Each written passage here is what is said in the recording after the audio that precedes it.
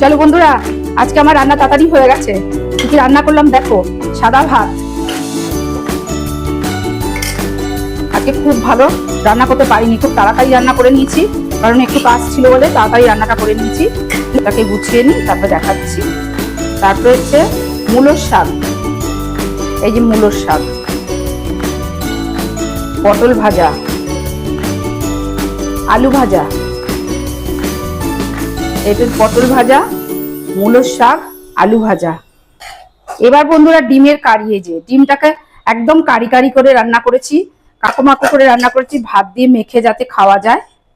এই যে তারপরে হচ্ছে আলু আর পটলের তরকারি, এখানে রাখলাম আলু আর পটলের তরকারিটা। থালাটা পুরো গোছানো হয়ে যাক, সবার শেষে তোমাদের দেখাচ্ছি কিভাবে গোছালাম আগে। এবার হচ্ছে ডাল, ডালটা না হলে খাওয়াটা কমপ্লিট হবে না, কারণ একদম গরম গরম ডাল। এই যে এক গ্লাস জল। এইটা হচ্ছে আমার পুরো থালাটা গোছানো হয়ে গেছে, তোমাদের এখন দেখাচ্ছি। হয়ে গেল বন্ধুরা আজকে থালিটা সাজানো। এইবার থালিটা কেমন হয়েছে ভালো লাগলে একটা লাইক করবে, কমেন্ট করবে। কমেন্ট কিন্তু পাচ্ছি না বন্ধুরা যে আমার থালিগুলো কেমন হচ্ছে। তোমাদের বহুদিন ধরেই আমি ভিডিও দিয়ে যাচ্ছি, কোনো কমেন্ট পাচ্ছি না। একজন দুজন কমেন্ট করছে, কমেন্ট পেলে ভালো লাগে। তো আজকের মতন আসি, টাটা।